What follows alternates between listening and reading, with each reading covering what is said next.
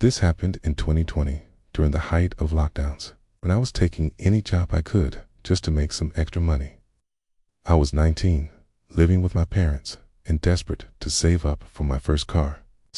That's how I ended up taking a dog-sitting job from a family I barely knew, something I regret more than anything. My neighbor, Mrs. Turner, asked if I could watch her dog for 3 nights while she and her husband visited her sister in another state. The dog's name was Scout, a small brown terrier with way too much energy. I'd met Scout a few times while coming home from school, and he always seemed friendly. The Turners lived only 4 houses down from us, so I figured it was easy money. I said yes, without hesitation. The first night was normal. I got to their house around 6 p.m., fed Scout, let him out into the fenced backyard, and spent most of the evening watching movies in their living room. Nothing strange. The house felt cozy enough, and Scout followed me around like a shadow. It was around 11:40 p.m. when things got weird. Scout suddenly perked up from his bed, ears up, staring at the front door. Not barking, not growling, just staring, completely still. I muted the TV. "Hey boy, what is it?" No response. He didn't even look at me. Then he slowly walked toward the door and sat down in front of it. His tail wasn't wagging. He wasn't playful. He was stiff, alert, like something was on the other side. I held my breath and listened. The house was dead silent. After about a minute, Scout relaxed again and wandered back to his bed. I tried to shrug it off as him hearing an animal outside. Dogs do that all the time, but about an hour later, as I was getting ready to sleep on the couch, Scout did it again. Except this time, instead of staring at the door, he started whining, soft, anxious whine, like he was scared. I walked over to the window and peeked through the blinds. The street was empty. No cars, no people, nothing. Probably a raccoon, I told myself. I went to sleep around 1 a.m. At exactly 3:22 a.m., I woke up to Scout barking like crazy. Not normal barking, terrified barking. I sat up quickly, heart racing. Scout was facing the sliding glass door to the backyard, barking at it like something was right outside. I turned on the lamp. "Scout, what is it?"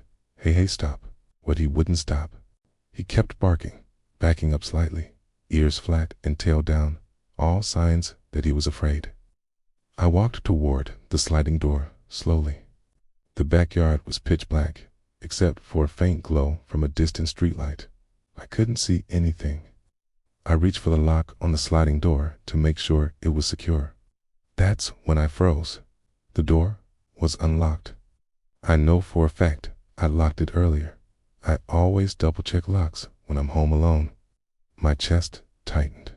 I locked it immediately and backed away from the door. Scout kept barking.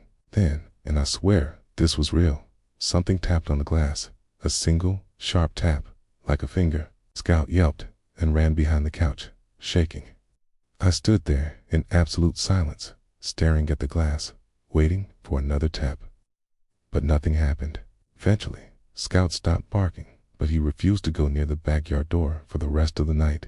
I barely slept at all. The next morning, I checked the backyard from the patio. There were footprints, not animal prints, human footprints, leading across the backyard from the gate, straight to the sliding door. I called Mrs. Turner right away. She said she had no idea who could have come by. Their backyard was fully fenced. The gate had a lock, one that required a key they kept inside. I checked the gate. It was still locked. So how did someone enter the backyard? That whole day Scout was on edge, following me everywhere, jumping at small noises, whining at random. I felt paranoid too. That night, I made sure every door and window was locked, including the gate latch outside. Closed the curtains, kept some lights on, and tried to distract myself with my phone. Around midnight, it happened again. Scout suddenly lifted his head and stared toward the kitchen this time, ears perked. Then he growled. Scout never growled. Ever. I stood up slowly. What do you hear, boy? He walked toward the kitchen stiffly, hair raised on his back. I followed behind, barely breathing. The house was silent. Then the motion sensor light above the sink flicked on, triggered by movement. I froze. It only turned on when something moved within a few feet of the kitchen window. I stood there, staring at the window, waiting to see a face or a shadow, anything, but it stayed still. Scout started barking again, this time louder, more frantic. He backed into the living room, barking at the window like something or someone was standing on the other side of it. I grabbed my phone to call the police. Then the power went out. Complete darkness. Scout whimpered loudly.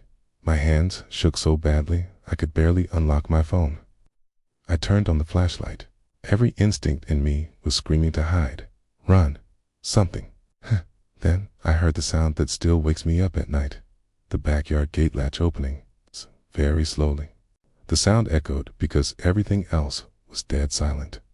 Scout bolted under the table, ran to the front door, and locked the deadbolt again. Then I pressed myself against the wall, flashlight still in hand. I could hear movement outside the windows. Footsteps, slow, heavy, dragging slightly. Whoever it was, they weren't trying to be quiet. They wanted me to hear them. The footsteps circled the house. Then they stopped at the sliding backyard door.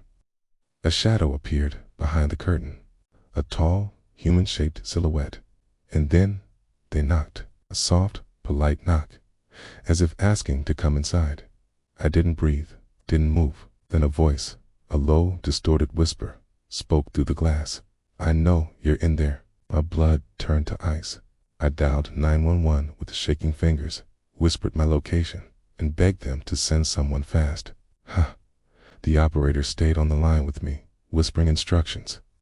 The man outside jiggled the sliding door, testing the lock, then harder, then violently. Scout barked uncontrollably. I crawled away from the door, terrified he was going to break it. 3 awful minutes later, I heard sirens in the distance. The person outside stopped instantly. Then I heard footsteps running across the yard, leaves crunching, fence rattling, someone scrambling over it. The police arrived seconds later, searched the whole street, but never found him. They did find fresh footprints leading from the backyard fence into the woods behind the neighborhood. The Turners cut their trip short and came home the next morning.